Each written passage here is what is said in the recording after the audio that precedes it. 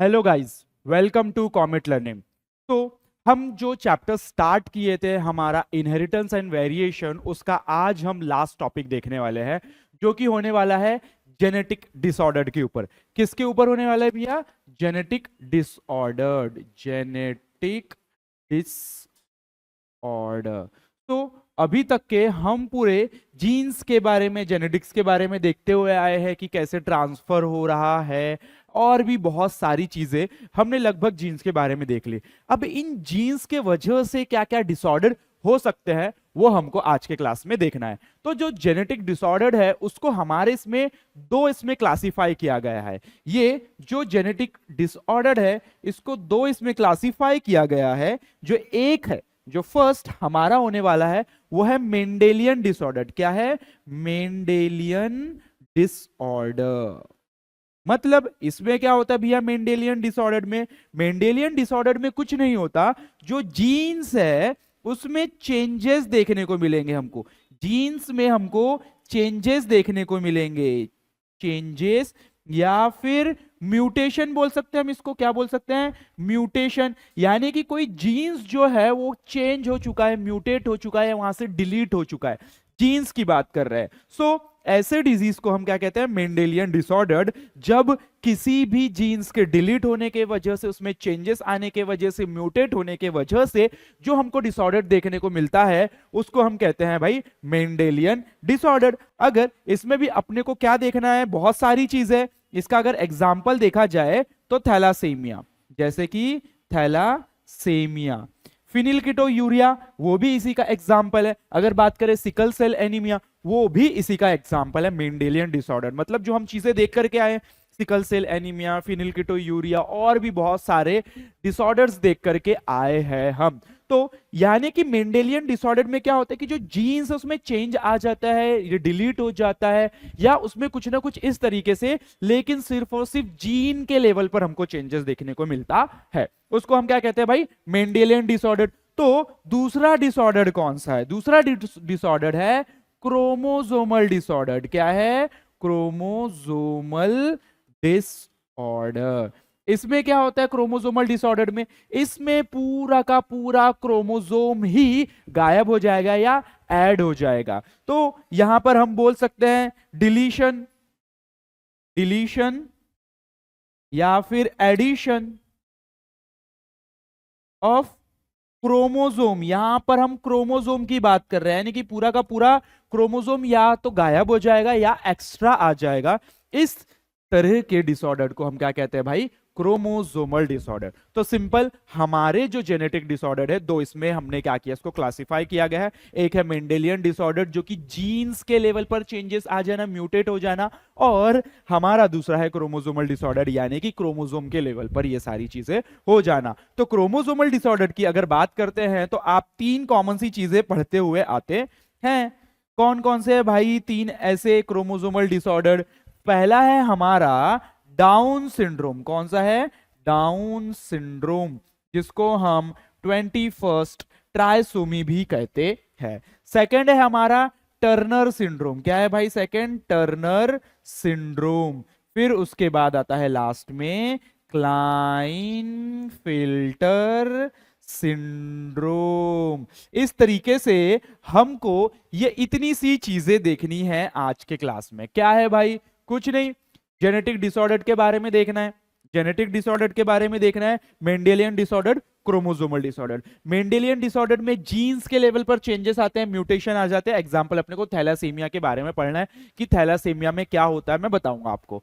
Then second is the chromosomal disorder. इसमें क्या होता है? डिलीशन और एडिशन ऑफ क्रोमोसोम। जैसे कि तीन डिसऑर्डर इसमें देखने हैं हमको, Down syndrome, Turner syndrome, and the third one is the Klinefelter syndrome. Clear है यहां तक के? तो वन बाय वन हम स्टार्ट करते हैं। तो मेंडेलियन डिसऑर्डर के अंदर जो सबसे पहला आया है वो है थैलासेमिया। क्या?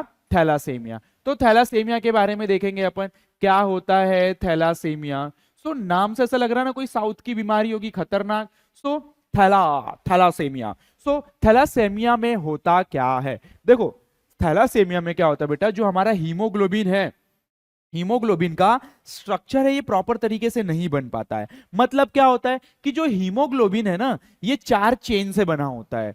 हीमोग्लोबिन कंपोज्ड ऑफ 4 चेन, जिसमें से 2 अल्फा चेन होती है और 2 बीटा चेन होती है। क्या बोल रहा हूं मैं? 2 अल्फा चेन होती है और 2 बीटा चेन होती है। अगर मैं बोल रहा हूं कि हीमोग्लोबिन का स्ट्रक्चर, अगर मैं बोल रहा हूं कि हीमोग्लोबिन का स्ट्रक्चर कुछ इस तरीके से है, वेट वेट वेट, थोड़ा सा गड़बड़ हो रहा है, इधर बनाता हूं मैं। अगर कुछ इस तरीके से है तो इनमें देखो 4 चेन देखने को मिल रही है, 1 2 3 4। तो इस 4 चेन को मिला के हमारा हीमोग्लोबिन का स्ट्रक्चर बनता है, ठीक है, जिसमें से 2 अल्फा होती है और 2 बीटा होती है, 2 अल्फा होती है और 2 बीटा होती है। तो आखिर ये थैलासेमिया में होता क्या है? देखो, ये जो अल्फा चेन है, क्या बोला मैंने? ये जो अल्फा चेन है, ये अल्फा चेन किसके वजह से बनती है? ये बनती है 2 जीन के वजह से, HbA1 एंड HbA2। इस तरीके से HbA1 और HbA2 ये क्या है भैया? ये जीन्स है। ये कौन है? ये जीन्स है। ये जीन्स के वजह से अल्फा चेन बनती है। HbA1 और HbA2 के वजह से अल्फा चेन बनती है। और वैसे ही एक चेन और होती है जिसको अपन ने क्या बोला? Beta chain. क्या बोला भैया? Beta chain. तो ये जो बीटा चेन है ये बनते हैं HBB जीन के वजह से।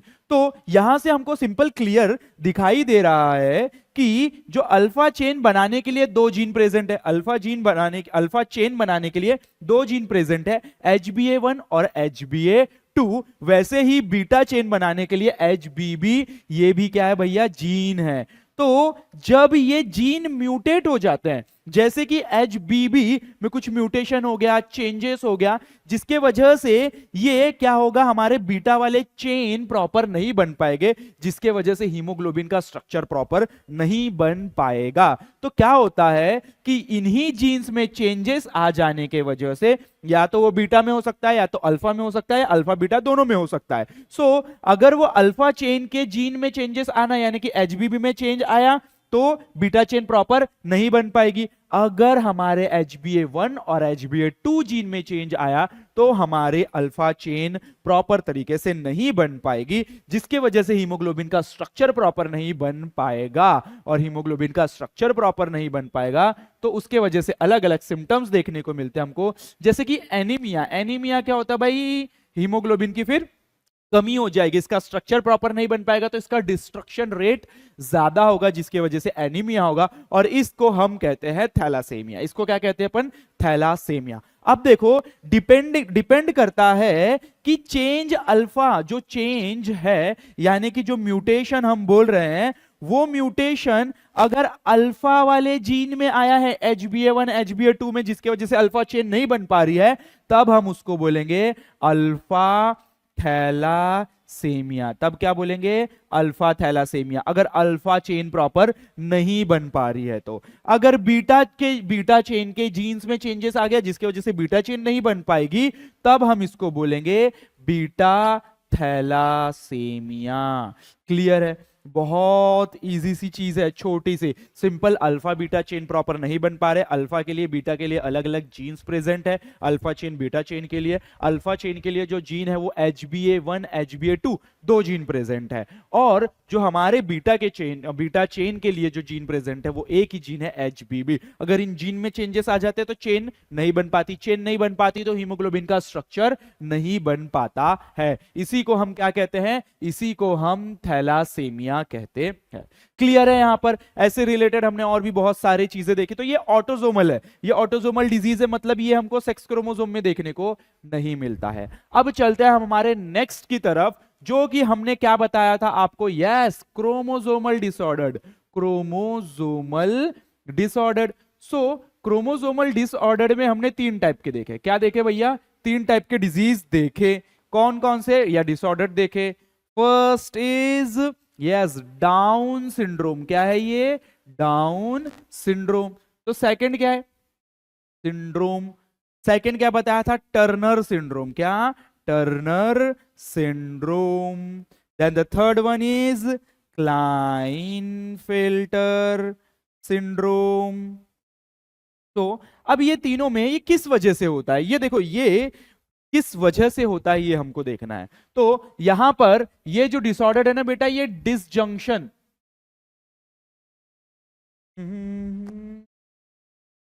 ड्यू टू नॉन डिसजंक्शन के वजह से ये डिजीज होता है।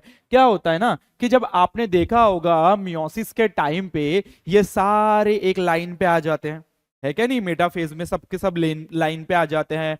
सो फिर ये क्या होने लगते हैं, अपने अपने जो क्रोमोसोम है ऐसे सेपरेट होने लगते हैं, क्रोमोसोम सेपरेट होने लगते हैं। तो कुछ ना कुछ ऐसी एबनॉर्मल कंडीशन वहां क्रिएट हो जाती है जिसके वजह से ये जो क्रोमोसोम है ना प्रॉपर तरीके से सेपरेट नहीं हो पाते, प्रॉपर तरीके से सेपरेट नहीं हो पाते, और ये पूरा का पूरा एक क्रोमोसोम एक तरफ चले जाता है, पूरा का पूरा एक सेट ऑफ क्रोमोसोम एक तरफ चले जाता है। हम बेसिकली क्या देखते हैं भाई कि हाफ आधा क्रोमोसोम इधर जाता है और इधर जाता है, लेकिन वो प्रॉपर तरीके से अलग ना होने के वजह से, डिसजंक्शन ना होने के वजह से ये एक तरफ ही चले जाता है। तब जाके हमको क्रोमोसोम के नंबर में चेंजेस देखने को मिलते हैं, क्रोमोसोम के नंबर में चेंजेस देखने को मिलते हैं। तो डाउन सिंड्रोम में कितने क्रोमोसोम हो जाते हैं, डाउन सिंड्रोम में 47 क्रोमोसोम हो जाते हैं। कितने क्रोमोसोम हो जाते हैं, 47 क्रोमोसोम हो जाते हैं। इसको हम 21st ट्राइसोमी भी कहते हैं, ट्राइसोमी।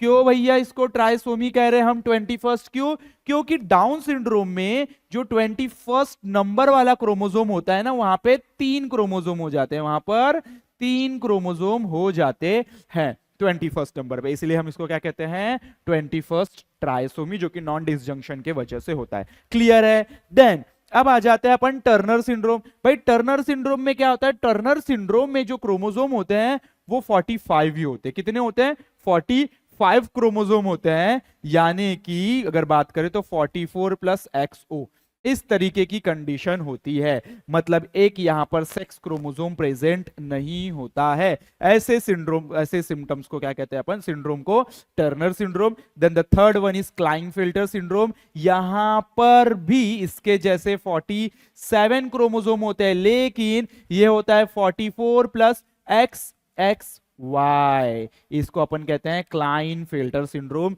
ये सारे जो सिंड्रोम है किस वजह से होता है, due to non disjunction of chromosome, chromosome proper तरीके से सेपरेट नहीं हो पाते, जिसके वजह से हमको इस तरीके की कंडीशंस देखने को मिलती है। और अपन इसकी थ्योरी में देखेंगे कि क्या क्या सिम्टम्स भी हमको देखने को मिलते हैं। क्लियर है यहां तक के सभी को, बहुत इजी चीज है, ज्यादा कोई दिमाग खर्च करने वाली बात तो है ही नहीं। ठीक है, तो अपन देखते हैं जेनेटिक डिसऑर्डर के बारे में कि अपने को क्या बताया है। सो जेनेटिक डिसऑर्डर में मैंने वही बताया कि दो ग्रुप में ब्रॉडली क्लासिफाई किया गया है इसको। एक बताया है मेंडेलियन डिसऑर्डर और दूसरा क्या बताया भैया, क्रोमोसोमल डिसऑर्डर। तो मेंडेलियन डिसऑर्डर होता किस वजह से है, ड्यू टू अल्टरेशन, यानी कि चेंजेस और म्यूटेशन, या तो चेंजेस की वजह से या म्यूटेशन की वजह से। किसमें, जीन्स में, ये नहीं भूलना है, मेन जीन्स, मेंडल ने जीन्स, जो मेंडेलियन डिसऑर्डर है वो जीन्स के बारे में, और क्रोमोसोमल डिसऑर्डर ऑब्वियसली क्रोमोसोम के बारे में है। सो इसका एग्जांपल क्या है, थैलासेमिया जो कि अपन ने देखा, sickle cell anaemia, colour blindness, haemophilia, phenylketonuria, ये सारी चीजें हम देखते हुए आ रहे हैं कि सिकल सेल एनीमिया में क्या होता है, कलर ब्लाइंडनेस, हीमोग्लोबिन और फिनिलकीटोयूरिया। नाउ द सेकंड जो बताया क्रोमोसोमल डिसऑर्डर, इसमें क्या होता है, एब्सेंस और एक्सेस ऑफ वन और मोर क्रोमोसोम, एक या उससे ज्यादा क्रोमोसोम कम हो जाते हैं या तो फिर ज्यादा हो जाता है, यानी कि deletion.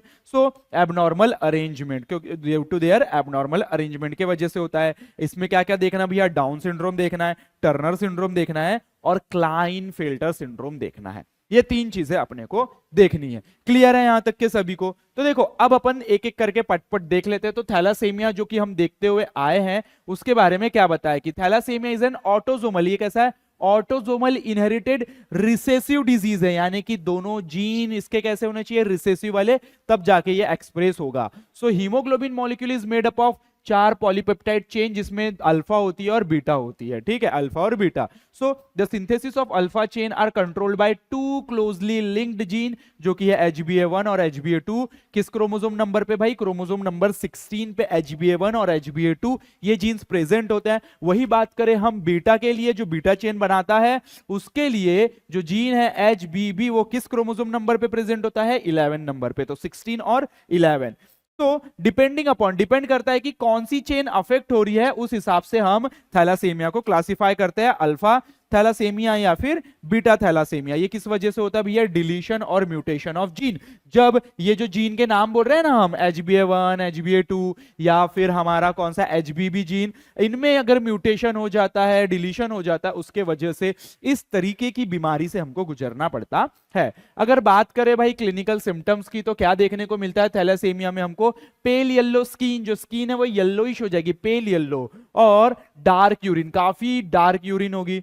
Anaemia due to inability to synthesise haemoglobin, क्योंकि वहां पे beta chain proper, alpha chain beta chain ही प्रॉपर नहीं बन पाएंगे, जिसके वजह से हीमोग्लोबिन प्रॉपर नहीं बन पाएगा, जिसके वजह से हमको वहां पर क्या देखने को मिलेगा? वहां पर हमको ऑब्वियसली एनीमिया देखने को मिलेगा। स्लो ग्रोथ एंड डेवलपमेंट, धीरे धीरे ग्रोथ होगी और डेवलपमेंट होगा, और variation in shape and size of RBC. देखो क्या होता है उसी के अंदर, मतलब जो है ना आरबीसी के अंदर हीमोग्लोबिन होता है, हीमोग्लोबिन के स्ट्रक्चर में चेंज आया, तो उसके वजह से आरबीसी के भी शेप में और साइज में चेंजेस देखने को मिलता है। नाउ नेक्स्ट है जो हमारा किसका, कौन सा है भाई? Chromosomal disorder. बोले तो डाउन सिंड्रोम देख रहे हैं फर्स्ट, जिसको हमने 21st ट्राइसोमी बोला है। ये देखो 21st नंबर ऑफ क्रोमोसोम में 3 हमको क्या देखने को मिल रहे हैं?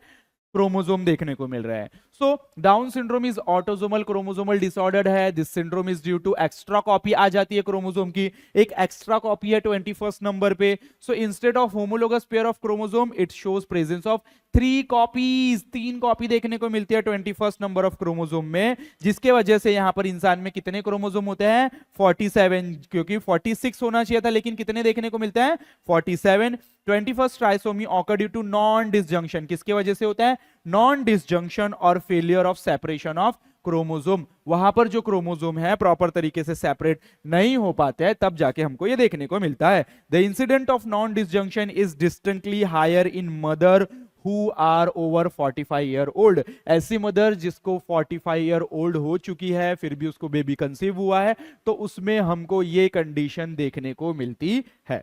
क्लियर है यहां तक के सभी को? नाउ अब क्या बताया भैया? Symptoms of down syndrome. तो डाउन सिंड्रोम के सिम्टम्स क्या है? बहुत इजी है। डिस्टिंक्ट फेशियल फीचर्स, तो चेहरे से जो हम देख सकते हैं, चेहरे पे जो देखने को मिलता है, स्मॉल हेड, छोटा सा उसका सर होगा, ईयर एंड माउथ, छोटे छोटे छोटे छोटे सर, ईयर माउथ रख के घूमेगा ये बंदा।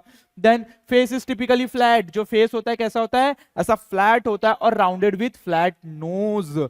Now open mouth and protruding turn, इसका माउथ जो है ओपन रहता है और जीभ ऐसे बाहर लटकते हुए दिखती है, इसको प्रोट्रूडिंग टंग बोलते हैं, अगर आपको यहाँ इमेज में दिख रहा है। So eyes slant up and out with internal epicanthal fold, जो आईज है वो स्लेंट अप होती है। देखो क्या होता है कि जो हमारी आईज है ये सिंपल ऐसी है, लेकिन स्लेंट अप का मतलब है कि ये देखो मेरी उंगलियों को देखो, मेरी उंगली ऐसी है, लेकिन अब ये ऐसा हो गया, तो थोड़ा सा ये जो है ना ऐसे ऊपर के डायरेक्शन में होता है। कैसा होता है भाई? ऊपर के डायरेक्शन में। तो वही बोला कि आईज स्लेंट अप होती है और out with the internal epicanthal fold, ये यहां पे ईयर के इस अंदर साइड में वहां पर से फोल्डिंग्स देखने को मिलती है। Flat hand and stubby finger and palm is broad with the single palm crease. भाई जो हाथ है काफी ब्रॉड होता है और उसके साथ में सिर्फ सिंगल क्रीज देखने को मिलती है, एक ही लाइन देखने को मिलती है। Now the next is the Turner syndrome. Turner syndrome में क्या बताया था? एक क्रोमोसोम कम होगा, XO वाली कंडीशन होगी। So Turner syndrome is a genetic disorder. Turner syndrome क्या है? एक जेनेटिक डिसऑर्डर है। ये किस वजह से होता है भाई? Monosomy of X chromosome, X chromosome अकेला रह जाता है। So it was first describe by H.H. Turner, तो जिसने इसको डिस्क्राइब किया उसी के ऊपर से इसका नाम है Turner syndrome. Turner syndrome cause क्यों होता है? Non disjunction of sex chromosome, जो सेक्स क्रोमोसोम है वो अलग ना होने की वजह से ये कंडीशन देखने को मिलती है, which takes place during gamete formation. Individual born with Turner syndrome has 44 autosomes with XO having total 45 chromosome, जो कि मैं बता चुका हूं। तो इसमें क्या सिम्टम्स देखने को मिलते हैं भाई? देखो यहाँ पे सिर्फ सेक्स क्रोमोसोम के नाम पे एक एक्स ही क्रोमोसोम है, जो कि हमको फीमेल में देखने को मिलता है, इसलिए इसका जो फिनोटाइप है वो कैसा होता है भाई? फीमेल टाइप का। कैसा होता है? फीमेल टाइप का। अगर बात करें तो शॉर्ट स्ट्रेचर, हाइट छोटी रह जाती है, विथ वेबिंग ऑफ नेक, जो गर्दन है एकदम ऐसे ऐसी ऐसे रहती है। Okay, so then the low posterior hair line, secondary sexual character fails to develop. जो सेकेंडरी सेक्सुअल कैरेक्टर है ये प्रॉपर तरीके से डेवलप नहीं हो पाते। सेकेंडरी सेक्सुअल कैरेक्टर्स क्या होते हैं ये आपको अगर जानना है तो सेकेंड चैप्टर हमारा reproduction in higher and lower animal में मैंने आपको बताया है कि secondary sexual, primary sexual characters क्या होते हैं। तो जो सेकेंडरी सेक्सुअल कैरेक्टर है प्रॉपर तरीके से क्या नहीं हो पाते भैया, डेवलप नहीं हो पाते, जैसे कि ovaries and breast. Mental retardation, थोड़ा सा हमेशा दिमाग भारी लगना, थोड़ा सा पागलपन जैसा लगना, एंड द लो इंटेलिजेंस, इनमें थोड़ा सा जो बुद्धि, आत्मबुद्धि होगी वो कैसी होगी भैया, थोड़ी सी कम होगी। Now the third is the Klinefelter syndrome. Klinefelter syndrome का सिंपल है 44 प्लस XXY। ओके, यहाँ पर एक्स क्रोमोसोम भी है, वाई क्रोमोसोम भी है, इसलिए हमको दोनों के थोड़े थोड़े कैरेक्टर्स देखने को मिलते हैं। So Klinefelter syndrome XXY male. So Klinefelter syndrome is genetic disorder caused due to extra X chromosome in male। ये मेल था भैया, अच्छा वाला मेल था, इसमें एक X क्रोमोसोम और आ गया जिसके वजह से ये सिंड्रोम हो गया। It was first describe bye Klinefelter, बोले तो हैरी क्लाइनफेल्टर। एक्स्ट्रा क्रोमोसोम देखने को मिलता है हमको non disjunction of x chromosome during meiosis. Meiosis के टाइम पे ही होती है सारी कहानी। Now the genotype of Klinefelter individual is 44 plus XXY। Now the क्या क्या सिम्टम्स देखने को मिलते हैं हमको। सो सिंपल बताया कि जो इंडिविजुअल है ये टॉल होगा, कैसा होगा भैया, टॉल होगा, थिन एंड इनोकॉइड। इनोकॉइड मतलब ये दोनों कैरेक्टर्स हमको उनमें देखने को मिलते हैं। सो दे आर स्टेराइल, ये कैसे होते हैं, स्टेराइल होते हैं, रिप्रोड्यूस नहीं कर पाते। क्यों? क्योंकि प्रॉपर तरीके से सेकेंडरी या सेक्सुअल कैरेक्टर में डेवलप्ड नहीं होते। टेस्टिस प्रॉपर तरीके से डेवलप नहीं होती, testis are under developed and small. Spermatogenesis does not take place, यहाँ पर स्पर्मेटोजिनेसिस नहीं होता, जिसके वजह से स्पर्म का फॉर्मेशन नहीं होता। स्पर्म का फॉर्मेशन नहीं होगा तो रिप्रोडक्शन बिल्कुल नहीं हो पाएगा। जो वॉइस होती है काफी, जो वॉइस का पिच काफी हार्श होता है, एकदम थोड़ा सा भारी अजीब टाइप का आवाज होता है। They have subnormal intelligence and show partial mental retardation. अगर देखा जाए तो इनमें भी नॉर्मल टाइप के इनमें देखने को मिलता है क्या, इंटेलिजेंस देखने को मिलता है नॉर्मली। और जो थोड़ा सा ये भी मेंटली रिटार्डेड रहते हैं, यानी कि थोड़ा सा परेशान रहते हैं, इनको थोड़ी सी तकलीफ होते रहती है। सो यहां पर हमारा जो चैप्टर है भैया ये खत्म हो गया है। पूरा इनहेरिटेंस एंड वेरिएशन स्टार्टिंग से लेके एंडिंग तक के हमने एक एक चीज आपको बताया है। अब जिम्मेदारी आपकी है कि आप इसको किस तरीके से पढ़ते हैं और अपने नोट किस तरह से बनाते हुए चलते हैं। तो हमारा यहां पर चैप्टर खत्म हो चुका है। अब हम मिलते हैं हमारे नेक्स्ट वीडियो के साथ नया चैप्टर को लेकर के लिए। तब तक के आप पढ़ाई करते रहिए और मिलते हैं हमारे नेक्स्ट वीडियो में। तब तक के लिए धन्यवाद।